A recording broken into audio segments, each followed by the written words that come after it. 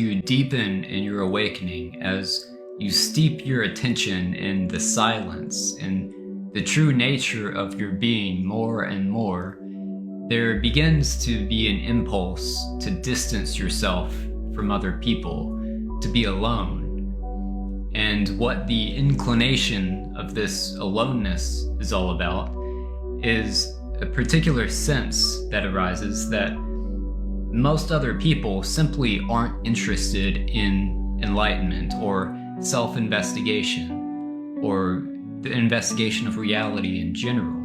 They're more invested in the activities of the world.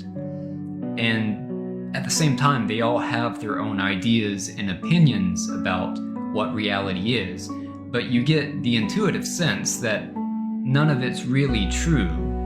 And if anything, everyone is just serving as a distraction to your attention.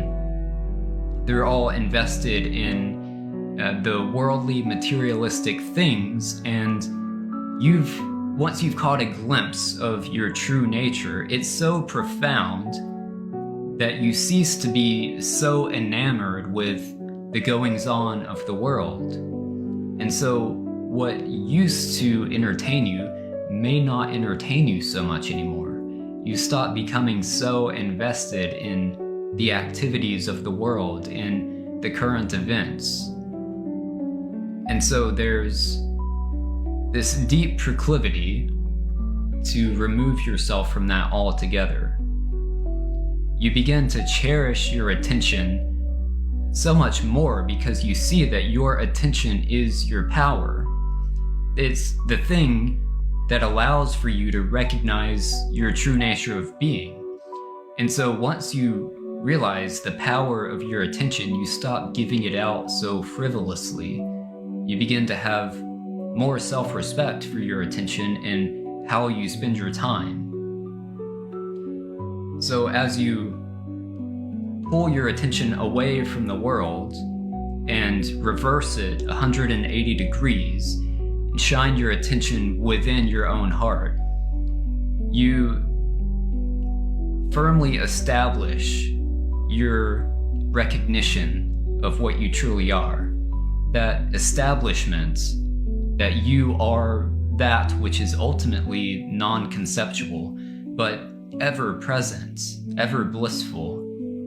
As you deepen your recognition of that, you become more and more grounded and stable as an individual person. And after so many months or weeks or whatever substantial amounts of silence you have, eventually you reach a point where you don't feel so susceptible to other people's opinions about reality. There becomes a point where there's simply no doubting what you've recognized, and you're just fully with it without trying to be with it. And that's the point when you can become reintegrated back into society without feeling at the whim of other people's expectations and conditions and ideas about how reality ought to be. And you can entertain these stories about reality without taking it so seriously. So you become much more relaxed, maybe outwardly, but mostly inwardly. There's a sense of calm peacefulness to your being. And this calm peacefulness is very rarely to come about if you don't give yourself the alone time to fully investigate the true nature of your being, to see that what you really are is that calm peacefulness. It's not even that you're a separate someone who is peaceful. You recognize you are the peace. And once you recognize that, it doesn't matter where you go or who you're interacting with, you bring that peace with you, and it's unwavering.